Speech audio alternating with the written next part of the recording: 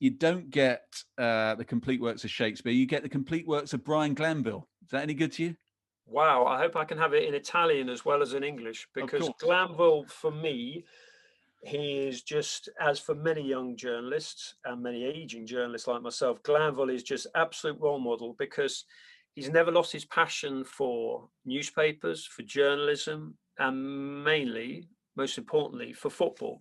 You get a notional complete works of Brian Glanville, a man you may have come across over the years. Oh, listen, I probably know them off by heart already. He was. I mean, it was one of my best or most memorable early experiences in a press box meeting, Brian Glanville. I mean, he was blazing a trail before I was born.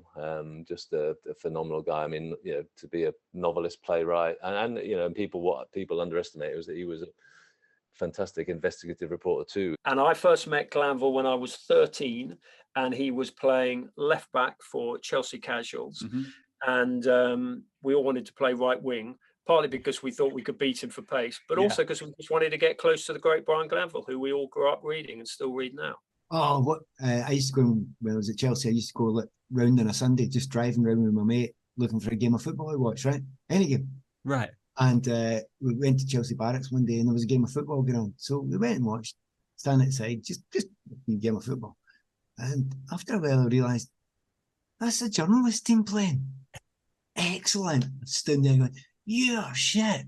And I'm giving them their dogs abuse. These are the guys that are reporting me. Brian was in those days playing at the back. He was being a classic Italian, as he would be, defensive midfielder, pointing everywhere and honestly, and he couldn't stop laughing. And he came up afterwards, and I said an Italian phrase to him, right? I'd learned. I did a lot of Latin and stuff, but an Italian phrase. And he said something back in Italian. He's Italian knowledge is great. Right. From then on, we were great friends, Brian Glanville and I. But he always spoke to me in Italian. I really had the heart to tell him I don't speak Italian. You do not get the complete works of Shakespeare. Instead, you get the complete works of Brian Glanville. Lovely. Yeah, pleased with that. Good. Oh, you don't get. No, the man is an absolute doyen. I remember seeing Brian, my early days, and you still see him occasionally. Absolutely, but normally talking Italian somewhere, Brian, isn't he? Right. Yeah. What do you think of that? Well, Brian is a dear old sparring partner of mine. Yeah. Wonderful writer. Pompous git. Always talking in Italian to me. But I love him, and of course I think he's come up to 90 now. Yeah. Still with us, Brian. Yeah. Love you, Brian, if you're listening. Yeah, great. He's sort of kind of obsessed by Italian football. Yes. He would ride on his bike from his place in Holland Park, I think, basically to Highbury, and park it outside his bike. And basically just, you'd hear him sort of, shouting his great loud posh voice, basically saying, I want to make a collect call to Italy, and basically down. And I always remember that Arsenal played AC Milan and Capello's Milan, basically in the Super Cup, I think. And basically, I always remember one of those moments where you think, this guy's something else. When Capello walks in and basically goes, "Ciao, Brian," just casually. Basically, it's great, So. Brian Glanville was a brilliant person to be. When I was on the occasion I was in commentary boxes, especially at White Hart Lane, you'd hear Glanville behind you, occasionally coming up with an absolute pearl of wisdom in that very distinctive voice, usually quite disparaging about particular players. Very cutting. Yeah, when I was a young radio reporter working on Sports Report, I remember going to a game at Chelsea when John Neal was the manager, and John Neal came into the press conference afterwards and leaning against the wall, and he said, I thought we played a lot of good football today. And Glanville was standing next to him and goes, do you really think so, John? I thought you were perfectly wretched throughout.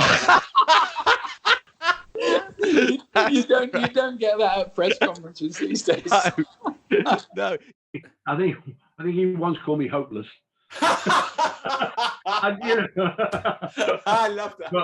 But his accuracy was never clever. But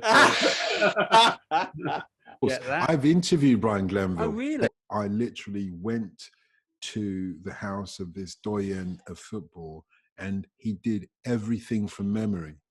You know, he talked about Italian footballers from the 1950s from memory, man. And I thought, not just from memory, but as equally poetic as when he wrote it. And then I thought, you're on a different level from me, man. Different level. A true great. Indeed. His copy, it's handwritten and he faxes it in. So wow. Somebody has to take it off the fax, type it into a computer, and then sub it and everything. Only then can it go into the God. Bloody hell. I think not many people get away with that. And he's such a brilliant raconteur, and his story is an absolutely incredible one. The first time I met him, he was complaining to one of my colleagues about how an effing ghost had stolen his passport when he was due to go off to Italy, and it stymied his trip. Apparently, there genuinely was a ghost in his house in Notting Hill. I mean, obviously, if you know anything about football writing, you have to doff your cap. Oh, brilliant! A fantastic writer. Yeah, brilliant writer. Yeah, a legend.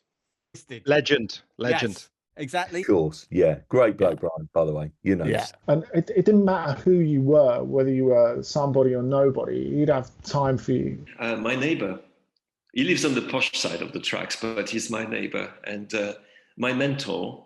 And as Paddy Barclay said, there are two kinds of football writers: those who were influenced by Brian Glanville and those who should have been. Great man, and my inspiration, definitely. Any style that was ever detected in my writing came from reading Glanville. So he's an absolute legend. So I to be honest, if I'm on a desert island, I don't even need Sky Sports. I don't even need Radio 5 or Talk Sport. If I've got Brian Glanville's collected works, I'll be happy. Great.